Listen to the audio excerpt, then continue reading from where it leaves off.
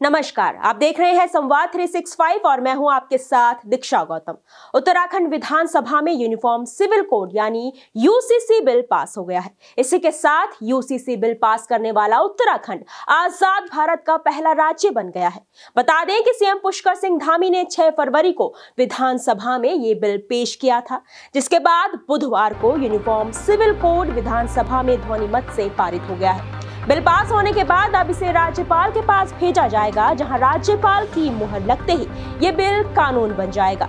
इस बिल के कानून बनते ही उत्तराखंड में लिव इन रिलेशन में रह रहे लोगों को रजिस्ट्रेशन कराना जरूरी हो जाएगा। इसके अलावा पति या पत्नी के जीवित रहते हुए दूसरी शादी भी गैर कानूनी मानी जाएगी। इसके साथ ही बिल में कई प्रावधान है, लेकिन उससे पहले जानते हैं कि आखिर समान नागरिक संहिता क्या है। समान नागरिक संहिता का मतलब है कि हर धर्म, जाति, संप्रदाय, वर्ग के लिए पूरे देश में एक ही नियम होगा। इसे ऐसे भी समझें कि पूरे देश के लिए एक समान कानून के साथ ही सभी धार्मिक समुदाय के लिए विवाह, तलाक, विरासत, गोद लेने के एक ही नियम होंगे।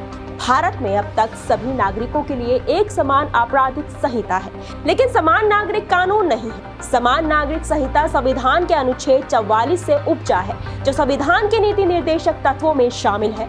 इसमें सभी नागरिकों के लिए समान कानून लागू करने की बात कही गई है। यूनिफॉर्म सिविल कोड के लागू होने से होंगे ये बदलाव। समान संपत्ति का अधिकार। उत्तराखंड में यूनिफॉर्म सिविल कोड के लागू होने के बाद से बेटे और बेटी दोनों को संपत्ति में समान अधिकार मिलेगा। इससे फर्क नहीं पड़ेगा कि वह किस कैटेगरी के हैं। मौत के बाद संपत्ति पर हक। अगर किसी व्यक्ति की मौत हो जाती है तो यूनिफॉर्म सिविल कोड उस व्यक्ति की संपत्ति को पति, पत्नी और बच्चों में समान रूप से वितरण का अधिकार देता है। इसके अलावा उस व्यक्ति के माता पिता को भी संपत्ति में समान अधिकार मिलेगा। पिछले कानून में यह अधिकार केवल मृतक की मां को मिलता था।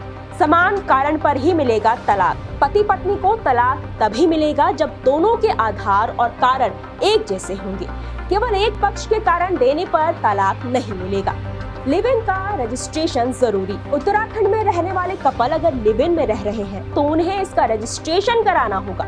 हालांकि ये सेल्फ डिक्लेरेशन जैसा होगा। ऐसा ना होने पर लड़का और लड़की दोनों के खिलाफ ही कड़ी कार्रवाई का प्रावधान है, लेकिन इस नियम से अनुसूचित जनजाति के लोगों को छूट प्रदान की गई है। संतान की जिम्मेदारी। अगर लिव इन रिलेशनशिप से कोई बच्चा पैदा होता है तो उसकी जिम्मेदारी लिव इन में रहने वाले कपल की होगी। दोनों को उस बच्चे को अपना नाम ही देना होगा। इससे राज्य में हर बच्चे को पहचान मिलेगी। समान नागरिक संहिता किन पर होगी लागू?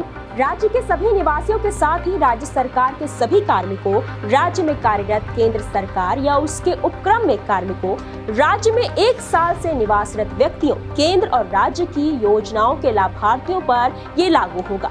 कहने का अर्थ है कि राज्य में रह रहे सभी व्यक्तियों पर ये सिविल कानून समान रूप से लागू होगा। जनजातियों को संहिता के दायरे से क्यों बाहर रखा गया? संविधान के अनुच्छेद 366 और 342 में अनुसूचित जनजातियों को विशेष संरक्षण प्रदान किया गया है। समान नागरिक संहिता का ड्राफ्ट तैयार करने वाली विशेषज्ञ समिति ने जब राज्य के जनजातीय समूह से संवाद किया तो जनजातीय समाज की ओर से विभिन्न वर्गों में आपसी विमर्श और सहमति बनने के लिए कुछ समय देने का आग्रह किया गया। वैसे भी अन्य वर्गों की तुलना में जनजातीय समुदाय में महिलाओं की स्थिति बेहतर है। 800 पन्नों के ड्राफ्ट में 400 सेक्शन, 2.5 लाख मिले सुझाव। उत्तराखंड में यूसीसी की एक्सपर्ट कमेटी ने जो रिपोर्ट तैयार की है उसमें लगभग 400 सेक्शन है और लगभग 800 पन्नों की इस ड्राफ्ट रिपोर्ट में प्रदेश भर से ऑनलाइन और ऑफलाइन 2.5 लाख से ज्यादा सुझाव को शामिल किया गया है। 20,000 लोगों से कमेटी ने सीधे संपर्क किया।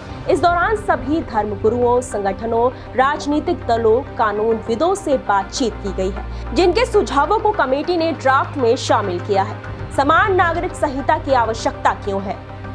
भारत के संविधान को बनाते समय संविधान सभा में व्यापक बहस के बाद इस बात पर जोर दिया गया था कि राष्ट्रहित में देश में समान नागरिक संहिता उपयुक्त समय पर बनाई जानी चाहिए। बाबा साहब डॉक्टर भीमराव अंबेडकर भी समान नागरिक संहिता के प्रबल पक्षधर थे। सुप्रीम कोर्ट भी इस संहिता के पक्ष में है। वैसे भी देश में आपराधिक और दीवानी मामलों के लिए एक समान कानून लागू है। ऐसे में सिविल कानून भी सबके लिए समान रूप से लागू होने पर यह देश की मूल भावना अनेकता में एकता के लिए महत्वपूर्ण कदम होगा। देश दुनिया की तमाम खबरों के लिए देखते रहिए संवाद 365।